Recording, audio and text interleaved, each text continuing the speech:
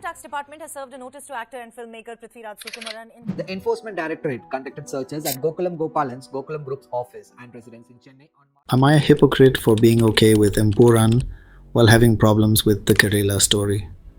The Kerala story faced heavy protests and controversy, while Empuraan was defended by many Malayalis. I began to wonder if my politics align with Empuraan, but not with the Kerala story. To better understand my own stance, I decided to analyze both films, looking at their marketing, casting, presentation, political framing, and the generalizations they make. Marketing. The Kerala story was marketed as a true story, claiming that thousands of Hindu women from Kerala had been converted to Islam and recruited into the Islamic State. It was premised on the Hindutva conspiracy theory of love jihad. One of the first promotional materials even featured the lead actors pleading to be rescued, making it seem like a real video. The 32,000 girls narrative that the movie pushed was not based on hard facts, but was actually derived from a statement by a former chief minister of Kerala who had made similar allegations against the Muslim community. In reality, according to information obtained through the Right to Information Act, RTI, only about 100-150 women from all over India had been recorded as joining terrorist organizations, of which only 3 were from Kerala. In contrast, Empuraan was marketed as an ambitious political thriller for the Malayalam industry. The marketing focused on how domestic politics in India affect global politics and vice versa. Regarding the story, very little was revealed beforehand. From the get-go, the intentions behind both movies were very different. It's important to note that in the case of the Kerala story, there was a court case filed against the movie for its false claims. The court ordered the filmmakers to remove the mention of 32,000 girls from all promotional materials and to add a disclaimer in the movie itself, stating that it is a fictionalized account. This court intervention itself shows that there was misinformation being spread under the guise of a true story. The casting and presentation. The biggest criticism of the Kerala story was its casting. None of the leading actors representing Kerala were actually from Kerala. The costumes were outdated. The dubbing felt very off. The Malayalam words and their pronunciation sounded like a foreigner trying to speak Malayalam. Every stereotype that exists about Kerala was used in the movie. It felt like a version of Kerala imagined by a North Indian who had never actually been to the state. In fact, more people in Kerala were offended by the cultural misrepresentation than by the politics of the movie. In Empuraan though, the casting was spot on.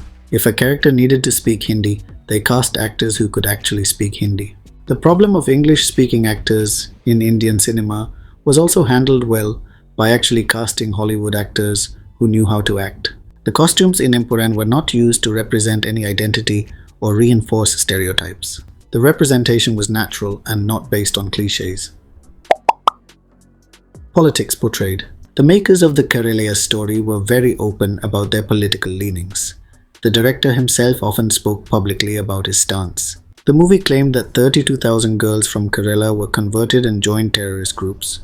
But, as mentioned earlier, the number is completely false. Verified records through RTI show that only around 100-150 Indian women in total joined such groups, with just 3 from Kerala. Had the movie focused on those individual real stories, it would have carried much more legitimacy, and those stories do deserve to be told. However, exaggerating the numbers for a political motive and creating community-based fear made the Kerala story a dangerous piece of propaganda. In fact, during the elections, the ruling political party used the Kerala story heavily in their campaign, particularly in northern states, where the movie found its main audience. Interestingly, despite all the noise, the movie had little impact in Kerala itself.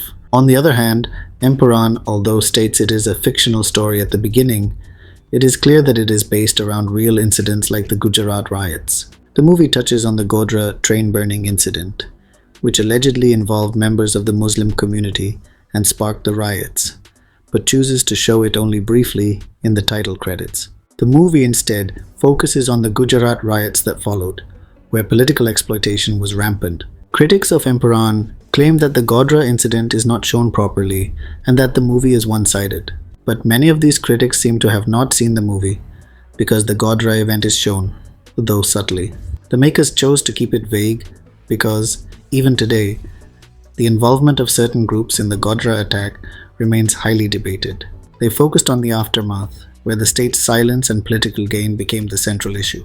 The writer Murali Gopi's political stance is visible, but unlike the Kerala story, he does not generalize an entire community. Instead, he points fingers at certain political organizations. Even though Empuraan clearly leans a certain political way, it does not resort to exaggeration or fact-twisting to make its point.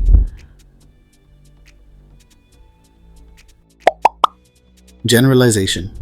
One of the biggest issues with the Kerala story is its blanket generalization. Every Muslim character is shown as bad, every Christian and Hindu character is shown in a stereotypical way, and there's no nuance.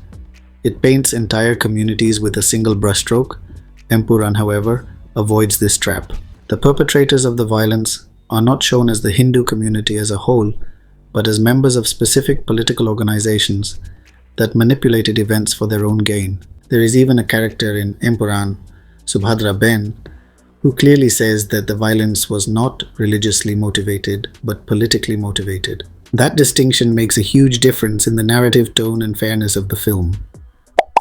To conclusion. Looking at all this, I do feel conflicted. I realize that maybe I am being a hypocrite by having no major problem with Empuraan, but having big issues with the Kerala story. However, the reasons are not baseless. Empuraan treats its story with nuance, doesn't exaggerate or generalize entire communities, and focuses on political machinery rather than religious identities. The Kerala story exaggerated facts, generalized entire communities, and was openly used as a political weapon. That said, in a country like India, I don't believe movies should be banned. Even though states like Tamil Nadu and Bihar decided to ban the Kerala story, and despite the protests, the Kerala story was still shown in theatres in Kerala, just like Empuraan was. I see that as a good thing. People should be educated enough to distinguish between right and wrong themselves. Censorship shouldn't be the answer. Movies like these open up important discussions. They force us to engage, debate, and reflect. And ultimately, I think that's a good thing. But at the same time, we must acknowledge that cinema can also be turned into a weapon, and that awareness is crucial for a healthy society. Ultimately, it is up to the audience to approach politically charged films with critical thinking instead of blindly believing or rejecting them. I'd love to hear your thoughts too. Let's have a healthy discussion in the comment section, without any hate, please. Also, if I have missed any points, or if you feel there's something more to add, definitely let me know in the comments. And if my thoughts resonated with you, consider subscribing to my channel. It would mean a lot and help me keep bringing more conversations like this your way.